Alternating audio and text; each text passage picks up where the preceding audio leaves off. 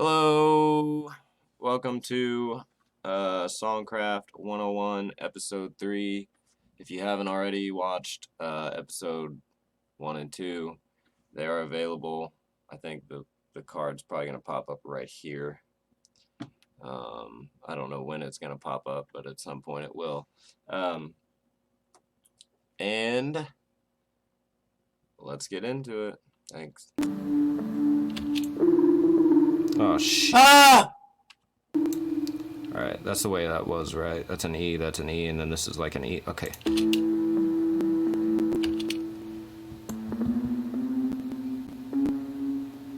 Ooh, I bet that C sharp's gonna sound good. It's gonna sound sharp.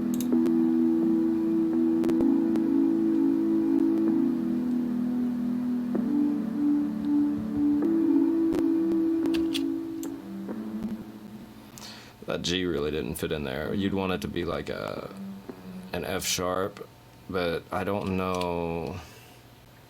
That would be like an E2 sus, right? If you had a, what is this? If you added a B in there, it'd be a sus. Okay, you know what? Let's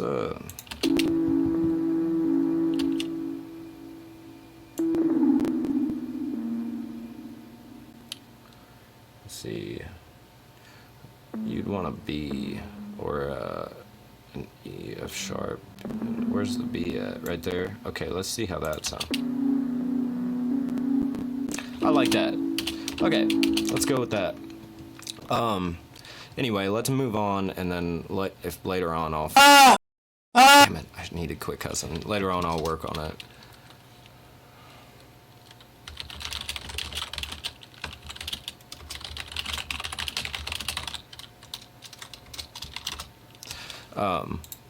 So anyway, I mean, I guess you can put really you can go any direction you want to go in. I mean, if you have an idea of where you want your vocals to go, like your lyrics, what you want that to say and what you're trying to say and all that stuff, then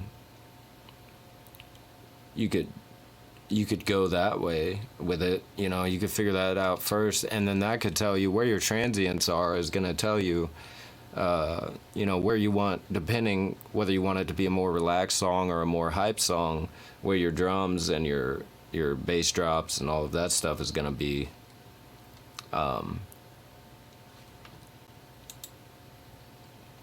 So next time I do this, I swear I will stay on topic and not be just carrying on a conversation with your time. I promise.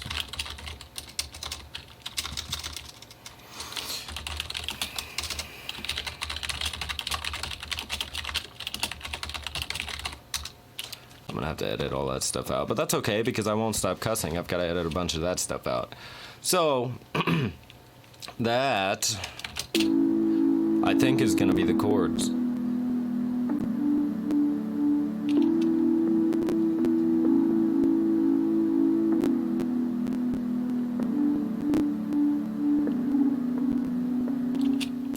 Okay, so those C sharps don't fit very well.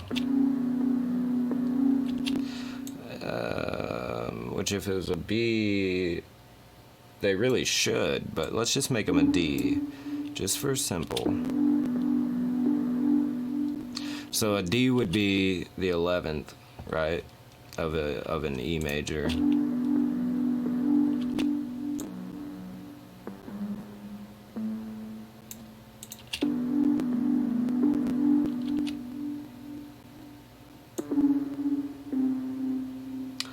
And so a C does not fit into this key. It's a C sharp, but that C sharp didn't sound very good. If you've got an A major, you're probably not going to use a C, are you?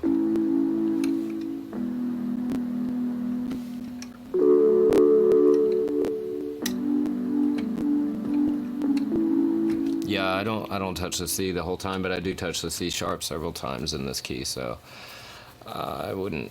I don't know. I mean, I guess whatever sounds good, but it's gonna make it harder for you to.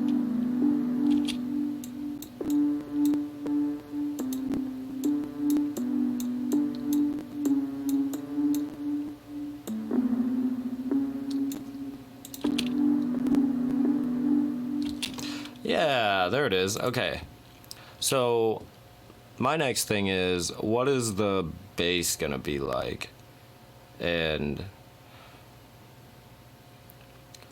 I like subs. So I use Sublabs. I don't know if anybody's heard of it.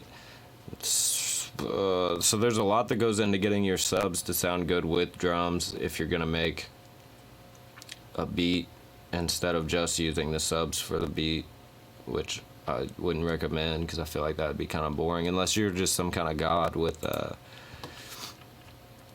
subs. So I usually try to grab something. Sorry, I know that's super loud. For some reason, it always, whenever you open the plugin, it comes in super hot. Super hot. But you come in here and turn this down a little bit. A little bitty bit. Okay. And depending on what you're listening to, you're probably not going to hear, like if you're on a phone or if you're on a computer or laptop or whatever, if you don't have some kind of subs or you anything like that, then you're going to you're not going to hear it very well. But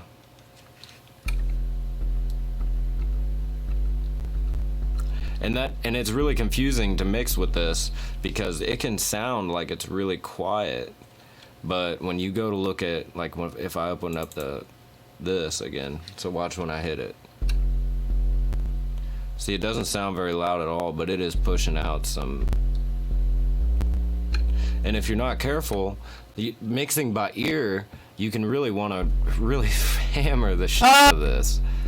And you can want to crank it up over top of everything. But if you do that, it will completely drown out your vocals. It's going to completely drown everything out. There's a way to do it, but you got to be really careful because it is going to make mixing a lot harder, for sure. A lot more complicated. And so it's almost better if you just don't, like, get it up, get it a little bit over, maybe just a little bit, but don't completely crank it to where it's coming all the way up to 0 dB because it's gonna blow out the rest of your song. Like, and part of that is isolating your low end so it can be reserved especially for the sub. Then you don't have to worry about cranking it all the way up here. I'm pointing with my finger, I know you can't see it. You don't have to worry about getting it all the way up here to hear it well, for it to really get that bassy feel, like if you're riding in the car and stuff. But you can still, it's gonna do that, because if you've got everything lined out the way it ought to be, then you don't need this to be all the way up at 0 decibels to be able to get that rumble.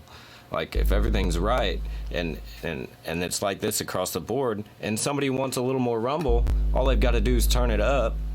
But if you've already got this peaking at 0 decibels and it's completely hammering out all the rest of your sound, then when they turn it up to get that sub, it's gonna sound like dog shit.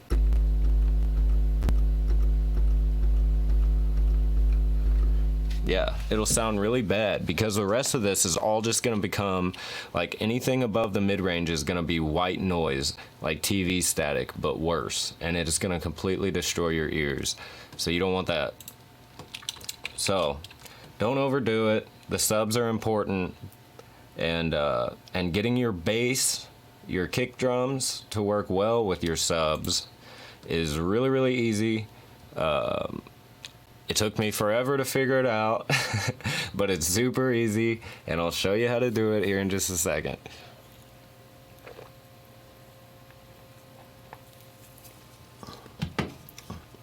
Okay, so the simplest way, I used to play bass for a very short period of time in a band, and in most songs, you are going to sit there and play the root note of the chord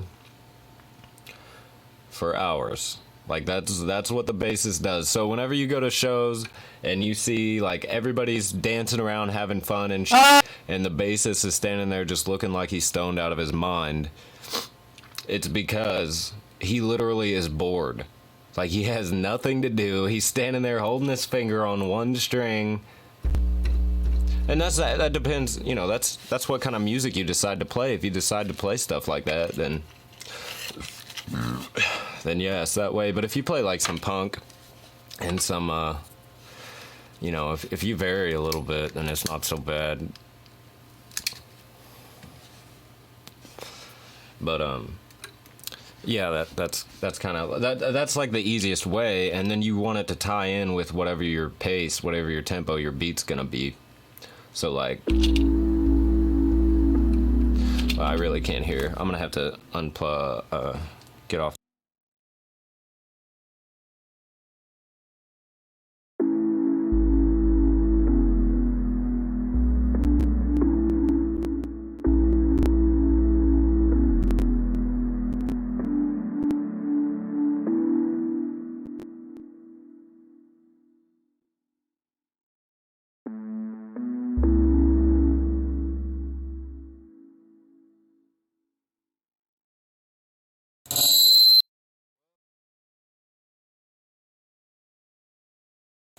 Sorry about that. Okay, so it looks like video capture device, audio capture device.